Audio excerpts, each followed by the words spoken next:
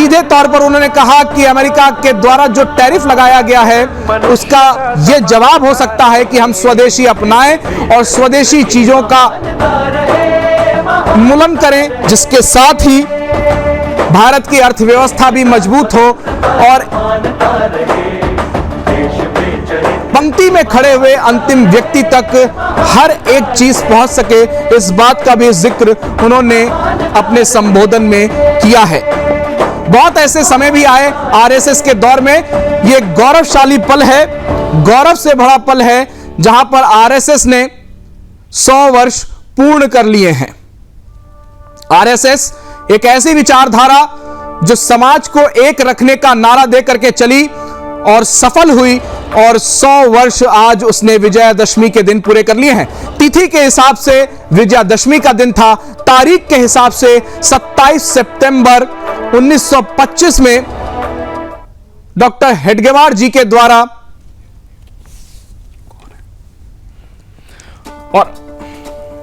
और हमारे साथ इस पर चर्चा करने के लिए सुनील देवधर जी हमारे खास मेहमान हमारे साथ जुड़ चुके हैं। सुनील जी, तमाम पहलुओं पर मोहन भागवत जी ने इसका जिक्र किया है, रामनाथ कोविंद जी ने भी इस पर जिक्र किया है। हम यह जानना चाहेंगे कि जिस तरीके से अपनी बातों को रखा है वो किस दिशा में अब भारत को लेकर के जाता है?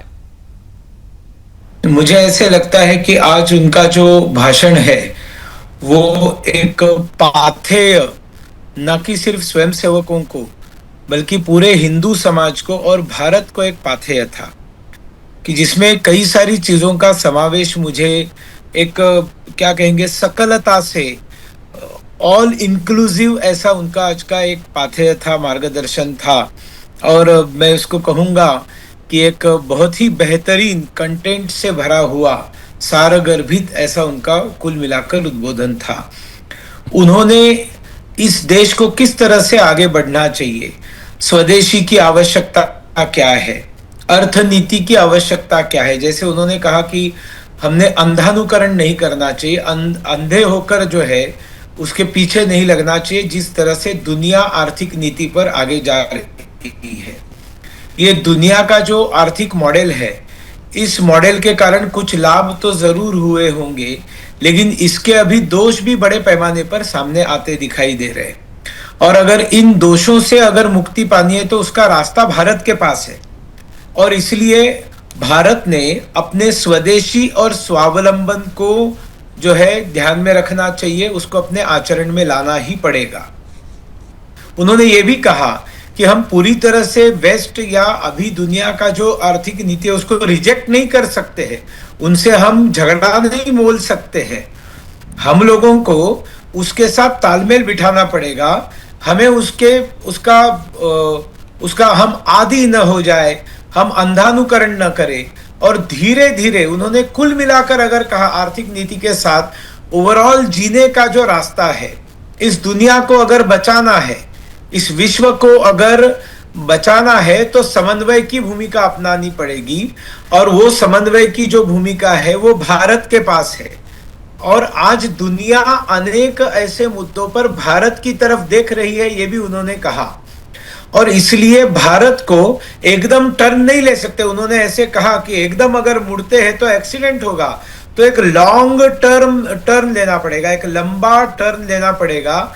धीरे धीरे अपने व्यवहार से एक बदलाव पहले अपने आप में लाकर फिर सारे दुनिया को एक आदर्श दिखाकर यह बदलाव हमें सारी दुनिया में लाना है। और इसलिए एक अर्थ से मुझे लगता है कृण्वन्तो विश्वमार्यम जो है सारे विश्व को श्रेष्ठ करेंगे। आर्य कोई शब्द आप जानते हैं, कोई ये तो गुणवाचक शब्द है, तो सारे दुनिया को हम श्रेष्ठ करेंगे जो हमारा देश बोलता आ रहा है।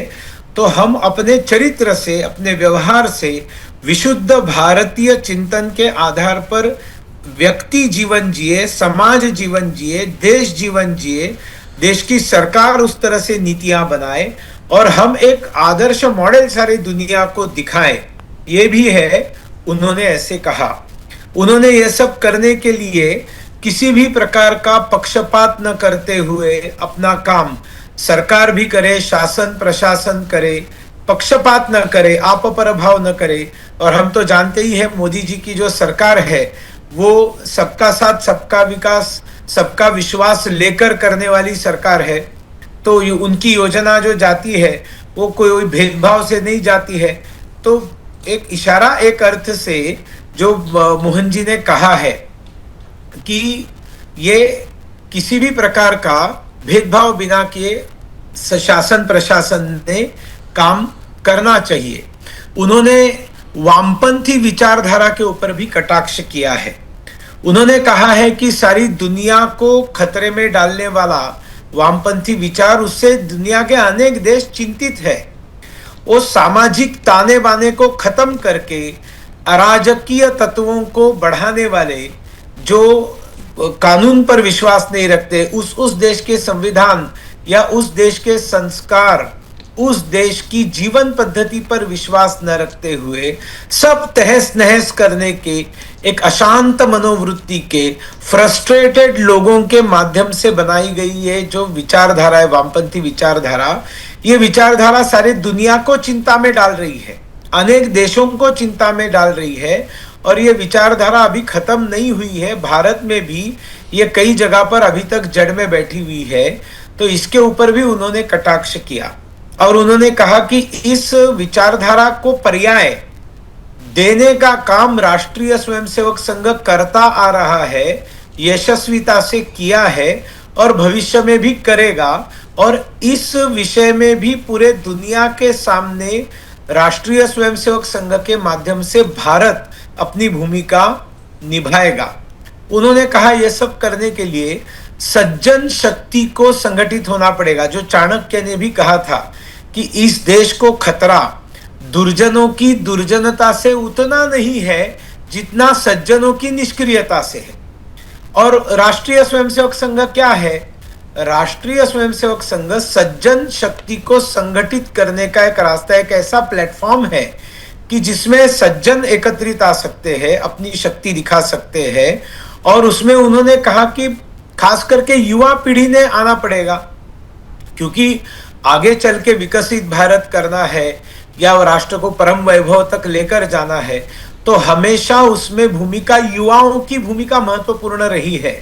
और इसलिए उन्होंने युवाओं को सजग रहने के लिए भी बताया, सक्रिय रहने के लिए भी बताया, संवेदनाक्षम रहने के लिए भी बताया और संगठित होने के लिए भी बताया और समर्पित होने के लिए भी बताया। देखिए कितना बड़ा ये मैसेज उन्होंने दिया है। एक तरफ अराजकता का संस्कार, जो जिसको कोई अनियंत्रित इस प्रकार का व्यवहार, अंधानुकरण, पाश्चात्यकरण का एक संकट युवाओं के सामने, जैसे अनेक प्रकार के नशाओं के चपेट में आने वाला युवा समाज है, उसके सामने पूजनीय सरसंघ चालक युवाओं को बताते हैं कि आप संस्कारों की तरफ ध्यान दो, आप देश की तरफ ध्यान दो, आप शक्ति की तरफ ध्यान दो, आप समर्पण की तरफ ध्यान दो, आप संस्कारों की तरफ ध्यान दो, be sensitive about this society, एक अर्थ से उन्होंने जो कहा है। और इसलिए संगठित होकर समय पड़े तो देश के विरोध में चलने वाले जो गतिविधियां, उसके लिए आपको हस्तक्षेप करना पड़ेगा, आपको आगे बढ़ना पड़ेगा। हिंदुत्व पर उन्होंने कहा है कि हमारी एकता और आधार हमारी संस्कृति है। हम पूरे देश भर में जो एक है, ये जो हम कहते हैं कि, और पहले से ही हमारा जो राष्ट्रवाद है ये जियो कल्चरल नेशनलिज्म है, भू सांस्कृतिक राष्ट्रवाद है। उत्तरम यत् समुद्रस्य हिमाद्रिश्चैव दक्षिणम वर्षम तत् भारतम नाम भारती यत्र संतति में भारत की डेफिनेशन की है, भौगोलिक डेफिनेशन की है कि हिमालय के दक्षिण की तरफ जो समुद्र है और समुद्र के उत्तर की तरफ जो हिमालय है, इसके बीच में जो भूभाग है वो भारत है, विष्णु पुराण में कहा है। तो इसके अंदर ये एकात्मता जो है, जैसे शंकराचार्य जी ने 4 धाम बनाए या ज्योतिर्लिंग 12 है पूरे ये फैले हुए इस क्षेत्र के अंदर, यहाँ की सारी मान्यताएं एक है, यहाँ से परंपराएं एक है, यहाँ के संस्कार एक है, यहाँ के समाज जीने के डूज एंड डोंट्स जो है वो सब एक जैसे दिखाई देते हैं। बिल्कुल पूर्वोत्तर से लेकर पूरे भारत के कोने कोने में आपको एक ही प्रकार के विचार और संस्कार और व्यवहार दिखाई देते हैं।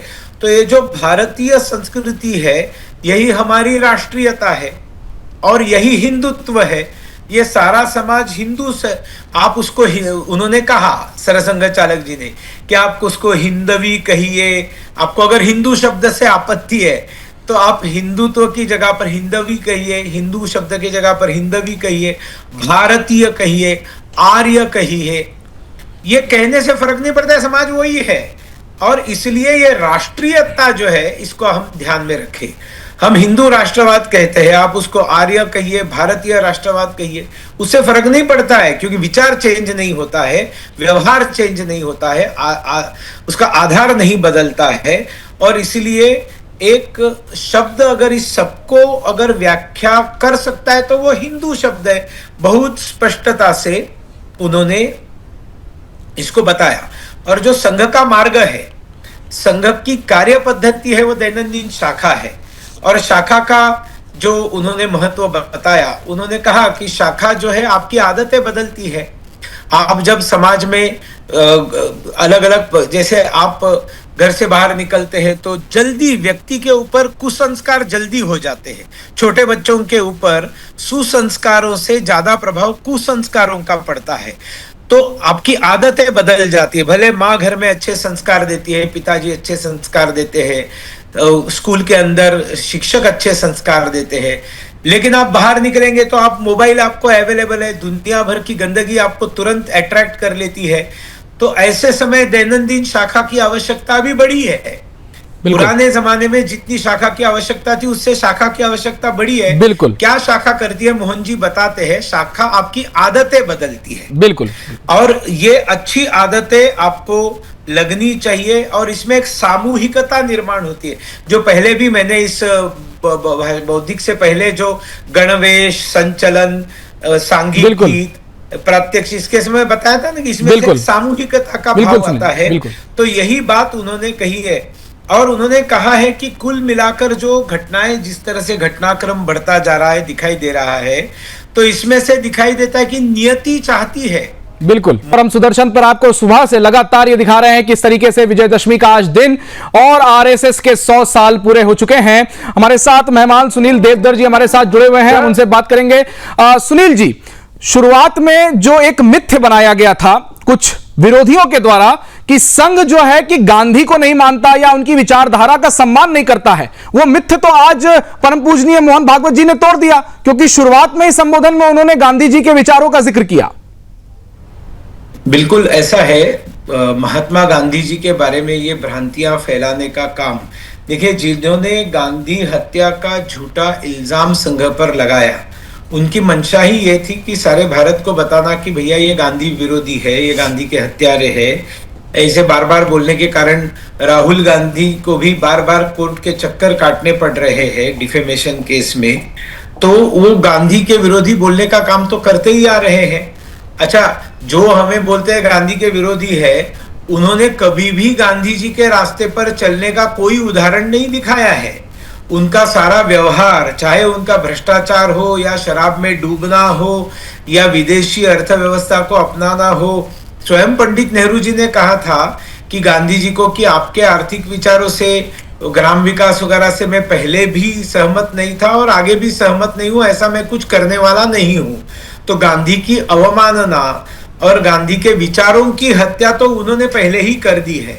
लेकिन संघ जो गांधी जी के उचित विचारों को सम्मान करता है, स्वदेशी का सम्मान करता है, स्वावलंबन का सम्मान करता है, जिसका उल्लेख आज पूजनीय सरसंघ चालक जी के भाषण में है। तो आपने बिल्कुल कहा जी, गांधी जी के खिलाफ संघ है, ये बताने का जो एक षड्यंत्र चल रहा है, उसको भी आज मोहन जी के भाषण से उत्तर मिला है। बिल्कुल बिल्कुल। और इन सब के बीच में जब रामनाथ कोविंद जी बोल रहे थे तो उन्होंने एक जिक्र किया गया कि यह भी मिथ्य बनाया गया कि जो अंबेडकर थे वो भी आरएसएस विचारधारा के पूरी तरीके से विरोधी रहे, लेकिन उस बात का भी आज मिथ्य तोड़ा गया कि किस तरीके से अंबेडकर जी स्वयं शाखा में गए थे, उस समय उन्होंने वहां पर देखा था तो उस सभी चीजों से वे प्रभावित भी हुए थे और उन्होंने उनका जिक्र भी किया। उन्होंने कहा कि कुछ बातों में भले मैं असहमत हूं, बिल्कुल, लेकिन संघ से मैं प्रभावित हूं और संघ को मैं मदद भी करूंगा, संघ से मैं मदद भी लूंगा। मतलब उनका एक समन्वय का विचार था, समन्वय की भूमिका संघ के बारे में थी। और खास करके किसी भी प्रकार के जाति का, छूअछूत का, उच्च नीचता का भेदभाव संघ की शाखा में नहीं है। ये डॉक्टर बाबा साहेब अम्बेडकर जी ने जब देखा तब उससे वो काफी प्रभावित हुए। उनका इतना ही कहना था कि ये रास्ता अच्छा है, सही है, लेकिन इस रास्ते से इसको ठीक करने में बहुत लंबा समय लगेगा, इतना समय मेरे पास नहीं है। ये भी उन्होंने कई बार कहा है और ये इनका विचार था। तो डॉक्टर बाबा साहेब अम्बेडकर जी के रास्ते पर, जैसे रामनाथ कोविंद जी ने कहा ना कि ये मनु नीति पर हम नहीं चलते हैं, हम भीम नीति पर चलते हैं। मतलब मनु की कॉन्स्टिट्यूशन को हम नहीं मानते हैं, हम डॉक्टर बाबा साहेब अम्बेडकर जी के नेतृत्व में बने हुए संविधान को हम मानते हैं। और इसलिए जब रामनाथ कोविंद जी ये हमारे अनुसूचित जाति मोर्चा के राष्ट्रीय अध्यक्ष थे और अटल जी प्रधानमंत्री थे, तब अटल जी को बार बार ये बोलने का प्रयास हो रहा था विपक्ष के द्वारा कि ये दलित विरोधी है, दलित विरोधी है। इसलिए वो एक विशेष रैली का आयोजन किया था जिसमें वो अंबेडकर जी का भाषण है जो पूर्व राष्ट्रपति रामनाथ कोविंद जी ने कोट किया है। तो अंबेडकर जी हो, चाहे हमारे महात्मा गांधी जी हो, और उन्होंने तो प्रातः स्मरण पूरा उसके जो पंक्तियां हैं सुनाई रामनाथ कोविंद जी ने कि राष्ट्रीय स्वयंसेवक संघ के सभी कार्यालयों में, सभी जो निवासी वर्ग है उसमें, सभी स्वयंसेवक प्रभात शाखाओं में बिल्कुल गाते हैं ना ये एकात्मता स्तोत्र। उस एकात्मता स्तोत्र में इन सब लोगों को किस तरह से गौरव से पूजा जाता है, उनका स्मरण किया जाता है, ये स्वयं रामनाथ कोविंद जी ने बताया। बिल्कुल बिल्कुल। सुबह से लगातार सुदर्शन न्यूज पर हम दिखा रहे थे किस तरीके से आरएसएस के 100 वर्ष पूर्ण हो चुके हैं और विजयादशमी का त्यौहार है। हमारे साथ हमारे मेहमान, हमारे अतिथि सुनील देवधर जी हमारे साथ जुड़े हुए हैं। सुनील जी, आपने नॉर्थ ईस्ट के क्षेत्र को बहुत करीब से देखा है। जब नॉर्थ ईस्ट के क्षेत्र में चीजें बहुत ही ज्यादा अराजक मोड़ पर पहुंच गई थी, तब एक संघ ही ऐसा था जिसने वहां पर चीजों को शांत किया और सभी चीजों को पटरी पर लाने की कोशिश की। क्या कहिएगा इस पर? देखिए, पूर्वोत्तर भारत में नॉर्थ ईस्ट के अंदर मैं गया 1991 में जी, लेकिन संघ वहां पर पहुंचा है 1946 में, 1946 में ये वहां पर शाखा जो चालू हो गई थी स्वाधीनता के 1 साल पहले। और जैसे संघ बढ़ ही रहा था तो अचानक गांधी हत्या का झूठा इल्जाम लगाया, संघ पर पाबंदी आ गई। तो जस्ट जो शुरू हुआ काम था उसको एक बहुत गहरा झटका बैठा और वो काम फिर एक बार पीछे पड़ गया। लेकिन बाद में 1960 के बाद में फिर एक बार संघ ने वहां पर अपना विस्तार करना शुरू किया। बहुत प्रकार की कठिनाइयां नॉर्थ ईस्ट में काम करते हुए वहां गए प्रचारकों को आई थी। एक तो सबसे पहले इतनी प्रकार की विविधता वहां पर है, इतनी प्रकार की भाषा है, इतने समाज वहां पर है, और उन सभी समाजों में एक दूसरे के अंदर बाहर से देखने के लिए विविधता दिखती है। अंतरिम एकात्मता तो पूरे देश भर में है, लेकिन वहां पर सबके वहां जाना, उनकी भाषा सीखना, उनके खान पान को अपनाना,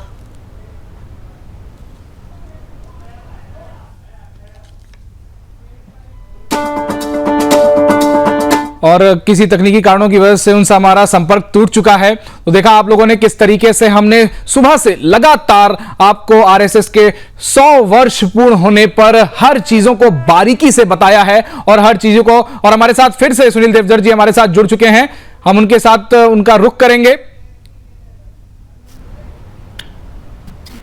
जी प्लीज कंटिन्यू। तो वहां का जो ओवरऑल पर्यावरण भी जो था, वहां का जो क्लाइमेट था वो भी सपोर्टिव नहीं था। महाराष्ट्र से गए हुए प्रचारक, कर्नाटक से गए हुए प्रचारक, देश के अन्य राज्यों से गए हुए प्रचारक, और हर वर्ष बाढ़ आना, वहां पर जो है 12 महीनों में 8 महीने बरसात होते रहना, प्राकृतिक बाधाएं, वहां पर कम्युनिकेशन नहीं था। ऐसी विपरीत परिस्थितियों में संघ के लोग वहां पर काम करते रहे। उपेक्षा, विरोध, आपस में उनके जो विरोध थे उनमें समन्वय लाना, जैसे बांग्लादेश से आए हुए हिंदू बंगाली और वहां का असमिया समाज, इनके साथ उनका तालमेल बिठाने का प्रयास करना, ये ऐसे कई सारे चैलेंजेस से संघ को उस पूर्वोत्तर भारत में पहले तो काम करना पड़ा। षड्यंत्र इतने थे कि चाइना के माध्यम से वहां पर जो है वो पूरी तरह से चाइना के माध्यम से आतंकवादियों के प्रशिक्षण चलना, दूसरा बांग्लादेश के अंदर आईएसआई के माध्यम से आतंकवादी प्रशिक्षणों में नॉर्थ ईस्ट के युवा युवतियों को भर्ती करवाना, मणिपुर की जो मोरे बॉर्डर है वहां से ड्रग्स का जो है व्यापार और वहां पर उस माध्यम से पूरे पूर्वोत्तर भारत में ड्रग का ट्रैफिकिंग, बाद में कंजम्पशन, ईसाई मिशनरियों ने किया हुआ मतांतरण जिसमें नागालैंड, मेघालय, मिजोरम, अरुणाचल प्रदेश ये सारे चपेट में आ गए थे। और ईसाइयत ने वहां पर जो निर्माण किया था एंटी नेशनलिज्म कि this land belongs to Christ, Mizoram में कि हमको भारत में नहीं रहना है, नागालैंड में एनएससीएन आईएम, बाद में मेघालय में एचएनएलसी, अलग अलग आतंकवादी गुट, ये असम में united liberation front of Assam ULFA, और इन सब लोगों को जिस तरह से भारतीय सेना एक थ्रेट थी और राष्ट्रीय दल कांग्रेस हो भाजपा हो ये उनके लिए एक शत्रु थे, उसी तरह से राष्ट्रीय स्वयंसेवक संघ उनके लिए सबसे बड़ा शत्रु था। और देश से अलग अलग राज्यों से गए हुए प्रचारकों की आतंकवादियों ने हत्या की है। मतलब पुणे से मैं आता हूं, पुणे के प्रमोद नारायण दीक्षित जी को बरपेटा कार्यालय में घुसकर पीछे से गोली मारकर आतंकवादियों ने उल्फा के उनको मार डाला है।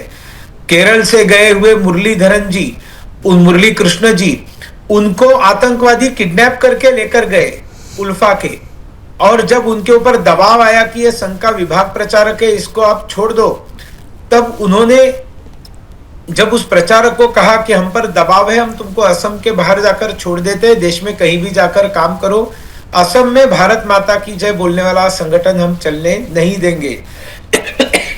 तब मुरली कृष्ण जी ने बताया कि आप अगर मुझे छोड़ते हो तो मैं असम में ही काम करूंगा, मैं कहीं जाऊंगा नहीं, मेरा कार्यक्षेत्र बदलने का अधिकार या ये प्रांत प्रचारक बदल सकता है, आप नहीं बदल सकते। तो उनके शरीर के टुकड़े टुकड़े करके उल्फा के आतंकवादियों ने उनकी हत्या कर दी।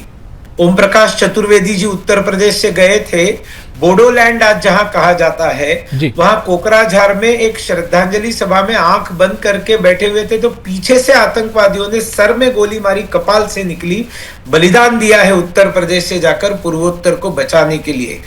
पश्चिम बंगाल से त्रिपुरा में गए हुए हमारे 3 प्रचारक और एक श्रेष्ठ गृहस्थी कार्यकर्ता श्यामल कांति सेन गुप्ता हमारे क्षेत्र कार्यवाह थे, हमारे सुधामय दत्त थे जो हमारी जो स्वस्तिका वहां की जो पत्रिका है उसके संपादक थे, दिनेंद्र नाथ दे थे जो प्रांत के शारीरिक प्रमुख थे, और शुभंकर राय विभाग प्रचारक थे।